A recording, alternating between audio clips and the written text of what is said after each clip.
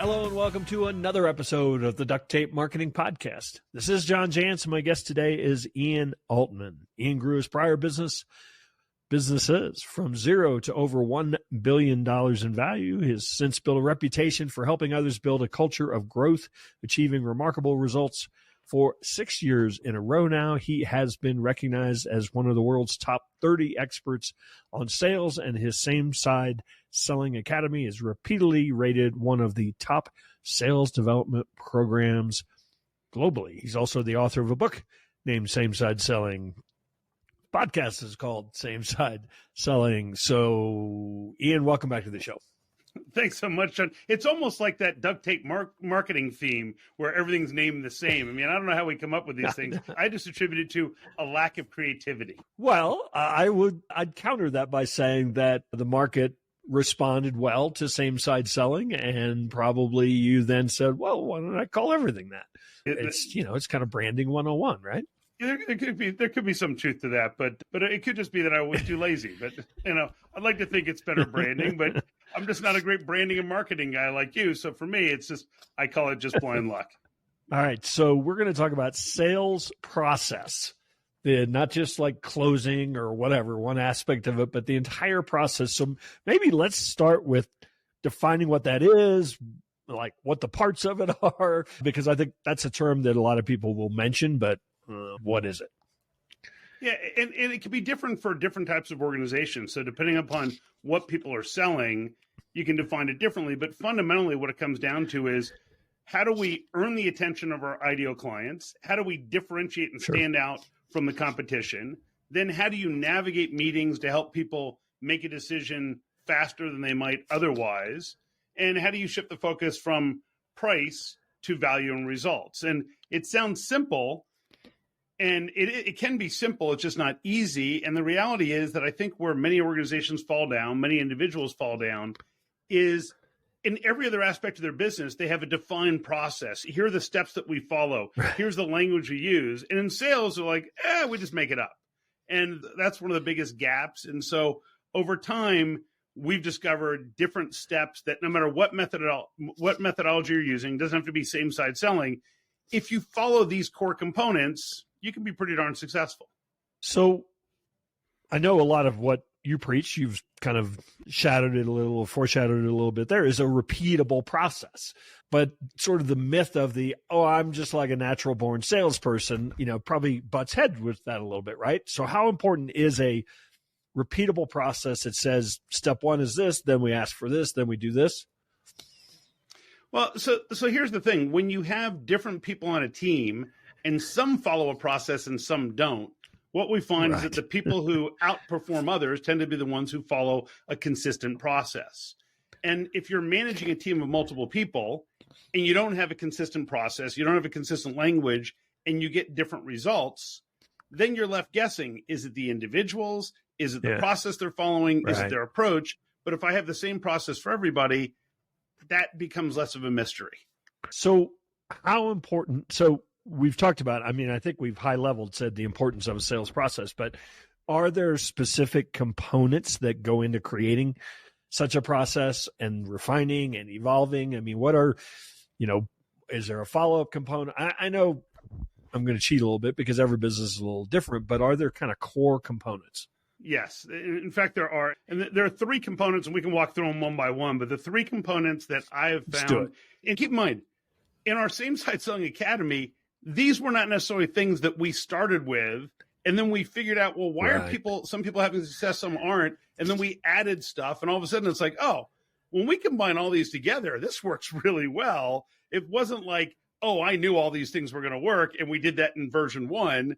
No, it was over time. We realized, here's what we've been messing up. Now that we figured it out, I just want to share it with others. So the three components come down to, the first is a common process, not only a common process and language, but how do we teach that common process and language internally and reinforce it? Then it's what we call a playbook for obstacles.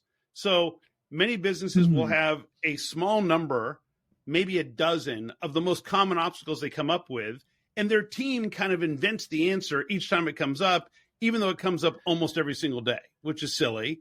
And the last part that most organizations overlook is that they don't place enough emphasis on weekly role play or practicing, coaching, feedback, and things like that. And those three components, if we can step through them piece by piece, are what I find are the difference between the top performers and those who are doing just okay. Yeah. I do want to come back to that, but I'm going to throw another topic out. I'm a marketing guy, so I get the salespeople great leads. Those idiots can't close them. Well, that's probably true. Now, you're a sales guy. What do you think about marketing? That's probably true. So the reality is that, and you and I have talked about this, and we've got many friends who, the big gap for many organizations is this lack of alignment between sales and marketing. So oftentimes the sales organization looks at marketing as top of funnel, creating opportunities, and then it's off to sales. And the reality is, throughout the sales process, there are questions that come up, there are issues that come up that marketing could provide content that will support the sales process. And too often there's this wall between the two. They don't talk to each other enough. And then you don't get that multiplier effect. And for the organizations where sales and marketing is joined at the hip, that's when you get the multiplier effect. Because you say, okay, the leads you've been generating, some of them are great, some of them aren't. Here's what we think we can refine the message to attract the ideal customers. Okay, great. Which is all marketing wants. Marketing doesn't want to create bad leads. They want to create great leads. So, but you have to work collaboratively to make that happen. Yeah. So I think increasingly today, and you correct me if I'm wrong on this, I mean, a lot of trust has to be built before I even want a sales call, right? I mean, because, there's lots of ways for me to avoid sales calls. Sure. And so, how much of the role then does marketing really play in establishing the trust high enough to where I even want to pick up the phone or have you, set an appointment with you? Well, a lot of it comes back to this notion of disarming. So it's the notion of, if someone comes to your website and feels like you're just telling the person who landed there, look, we're the greatest thing in the world, you just don't know it yet. They're like, yeah, we've heard this before. If you say from a marketing standpoint, here's who's a great fit, here's who's not.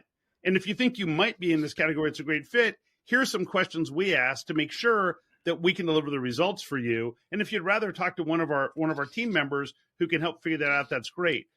The client ultimately has to feel as though, and you can't fake this, that their outcome is more important than the sale. And once that happens, the guard comes down and people say, oh, you know what?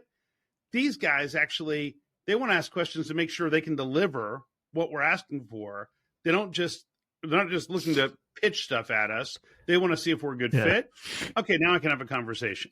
That's a brilliant point, because I was going to ask you about the idea of culture. I mean, how much of what a prospect experiences from a brand, obviously some of it's the website, but how much of it then is the culture of the sales process as well? Because there are definitely brands that, want to be very consultative, very educational, not pushy at all. I mean, so how do you marry that? Well, I think nowadays, if you're not focused on the client's outcomes, you're missing the boat. Because it used to be 30 years ago, you could drop the ball and the person who you disappointed might tell their closest friends. Today, they'll tell a million people they've never even met before. So, we need to make sure of that. The good news for the marketing people is that when there's a lack of alignment between sales and marketing, and they get a different message from marketing than they do from sales, they assume one of them's lying. Usually they assume it's the salesperson. So the marketing people are safe.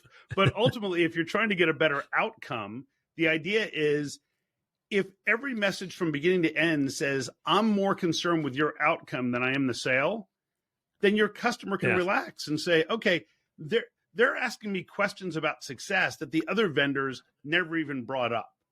So I'm better off working with them than somebody else. But part of it is, how do you get people to ask those types of questions? And when you talk about the culture, the top performing organizations that we see through our academy and through the clients I work with comes down to businesses where if you talk to them, their culture says nothing is more important than the client's outcome. And if we don't think we can deliver it, we're not taking their business. And these are companies that went from 5 million to 50, from 17 to 100, from 100 million to 700 million. I mean, just we have example after example of businesses that have grown dramatically following these three core steps and focusing entirely on the client's result is more important than us making the sale.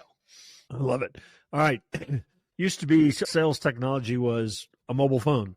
Now, of course, so we've got AI bots and we've got all kinds of automation and all kinds of follow-up. What's the balance, between using that for good and using it for, not so good? Well, generally, I think what we do is we see some level of automation like AI, and then in most businesses, we figure out a way to mess it up and make it worse. And I'm a big fan of taking the IS approach, which is we want to do things that are incrementally less stupid than they were last time. And so if you can take an incremental approach, and for example, we use AI tools for audio transcription, audio and summaries for phone calls and video calls. And that way the system can draft a summary. Now, if you just copy and paste it and don't review it, shame on you. But if you take something that used to take you 40 minutes to summarize, and now you can edit it down in 5 minutes and send it over, that's great. I think that the mistake that people make is rather than using this technology to assist, they try to use the technology to replace, and then they're all of a sudden not human. As soon as the client figures that out, think about it. We've all used a chat bot that we're like, man, I can't tell if this is a chat bot or a human. And then it reaches a point where you can tell it's not a human. And now you go from being, this is cool to this sucks. And so you got to figure out where you intercept it and hand it off to a human. Yeah, we tested, we did all kinds of training. They're just not quite there yet, but we tested an AI, trained bot. And, you could see people would get to a point where they just go, well, now I'm just going to ask it stupid questions. Yeah. Because you'd see the transcript. You're like, that's probably not a great experience. And it's that overuse of automation that becomes a problem where people say, oh, well, okay, they said this, so I'm going to route them to this situation. I had a situation with a flight recently where the airline lost the luggage. And it wasn't that they lost the luggage. It was that I had better technology than they did. So I had an RFID tag, so I knew where my bag was. They didn't. And I'm talking to the gate agent, and I said, look, my bag's over there, but I'm over here, which means my bag isn't making it on this flight. And we have an hour and a half. And you guys go, oh, we're fine. The AI bot at the airline says, oh, it had a baggage issue. It's like, look, I don't care that baggage didn't get delivered. I care that the people in the airport didn't do anything and had 90 minutes to fix it. And it's like, but an AI bot goes, no, he mentioned baggage, so we route him to this box. And it's like, no, that's not what you want to do. Yeah. Yeah. But there are definitely places where, like, for example, if I want to schedule an appointment with somebody, just being able to click on a link and schedule it without interaction is great. A better experience, right? It removes the friction of me having to go back and forth. So they're definitely, I know you're not anti-technology. It's just not at all. It's just the poor use of it. Yeah. Yeah. And keep in mind, so when I first started, John, even that example of the calendaring, if I just send you a link and say, hey, pick this thing, your perception of me might be this guy's lazy. If I send you a link and say, hey, John, let me know what's convenient for you. In fact, if it makes life easier for you, here's a link that has my availability. You can pick from that. And if nothing shows up at a time that's convenient for you, just fire us a note and we'll find a time that works for both of us. 9 times out of 10, the client's going to just click on the link. And now they don't feel like it was lazy. It's like, hey, I'm just trying to minimize back and forth for you, and me, but for you. Yeah. So how do we do that? So part of it's how do we couch that in a way that doesn't sound like we're lazy? That's right. So I remember when I first started my career out of college, and it was essentially a sales position. And so they sent me to a 2-day workshop, on how to be a better salesperson. And then they never mentioned it again, And so how critical is the ongoing, training? Ongoing is the key. It's like anything else in life. If you took a golf lesson, never practiced that swing and never got reinforcement, you might be worse rather than being better. And it's like in anything else, but in sales, people think that's okay. So it gets back to those 3 components, which is if I've got a consistent language and I reinforce it with my team, if I say, here are the most common dozen things that come up, how do we overcome those? And now they've got a formula for how to deal with those. And then every week we have a formula for how we coach people. That's when we get those high performing teams. And the funny part is that I've had clients reach out to other people like, wow, these guys, they grew from the prior 3 years, they gone from 14 to 17 million. After implementing this, they went from 17 to 109. How they do it? They reach out to the client, and the client says, yeah, so we practice for an hour a week. And he goes, well, so in a year, how many times do you do it? And my client says, well, my calendar is 52 weeks. How about yours? It's like, no, we do it every single week. It's not like, well, we say every week, but sometimes we don't. We're all in. This is something that we just do, and we create a way to make it fun. I remember I had the CEO of the same company. He says, yeah, I mean, we're growing like crazy, but people are doing the same side improv role play thing. And I don't know. It's like when I go over there, they're just all laughing and having a good time. I'm like, okay, so that's good. They're actually enjoying it and they're crushing your numbers. So they don't have to be miserable. They can be having a good time, which is why they're happy to do it every week. So set that up a little bit. Give me a little explanation about, because everybody talks about role playing, and we've all probably experienced really painful role playing. So how do you make that effective? And one of the things you said, consistency is probably one of the keys. But how do you make that effective when it is practice, but it's it's not in a real live situation? Well, so I'll break it down into first how we set it up, how you create variability, and then how you give feedback. Because those are the three things you need to have. So first, in terms of the setup, we have three characters. We have a salesperson, we have a customer, and we have an observer. The observer is purely observing and taking notes because they're not in the moment. So they actually learn more than anyone else in each round of role play. Yeah, their wheels aren't turning the whole time. And so what we do is we say, okay, first you need to have an objective. So you need to say, here's the scenario, here's the background of this meeting, et cetera, because you can't just jump in the middle of it. And usually it's for the salesperson, okay, who's this customer? What's the background?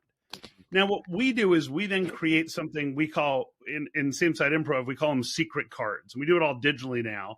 But the secret cards are a series of dozens of different scenarios. So it'll say, for example, for the customer, they pick one or more of these cards, and it might say, you're afraid to lose control or head count, or you've had a bad experience with a prior vendor, or you don't trust or like your existing vendor, or you're using this meeting to leverage your favorite preferred vendor, or there's executive pressure to solve it. Those sorts of things that often come up that people don't know about. And then the person playing the customer plays that role. And so we're trying to advance the meeting to achieve certain objectives, and that's all very well defined. At the end, what I tell people is the first person to get feedback is the salesperson. And the salesperson is supposed to say, what did you like? And what's the one thing you would have done differently? Then we ask the person who's the customer, what are the things that stood out that were especially positive for you? And is there one thing that you would suggest that they do differently that they haven't already mentioned? And then we do the same thing for the observer. So what happens is everyone's giving positive reinforcement of this was good, but here's the one biggest thing that you might want to do differently. And I'm giving the salesperson the opportunity to share something that no one else, because if I can do that now, it's like, okay, I can get to something that no one else has gotten to. So one final question, we'll end on the downer. Like, what are the big mistakes that you see people falling into, the pitfalls that when they're trying to set this up and get something like this going when it hasn't existed before? So there's a few. I wish it was just one. One is that they say, oh yeah, we should do this, but then they don't really enforce it. It's like in our academy, we say, here's the process to follow. Well, we have a dashboard that shows the individual what they've done. It shows the leader what people have done. So if you set deadlines and people aren't actually following through, you need to hold people accountable. The second part is that when they're doing coaching, the biggest mistake is either the leader, which sometimes is the CEO, sometimes is a sales leader, often feels their job is to ride in on the white horse and save the day. And the reality is that their job is to coach and mentor their team. And then during the coaching session, they look at it as an opportunity to beat the other person over the head instead of say, hey, you did these things really well. Here's the biggest thing that I would change, this one thing, because you can't change 75 things at a time. But if every time they had a role play session, they got one thing better, in the course of a month, they're going to be dramatically better. And what I love is that we take people who were never in sales before, and 6 weeks into it, all of a sudden they're the top performer in the company. Everyone's like, what happened? It's like, we gave them a simple process they can follow.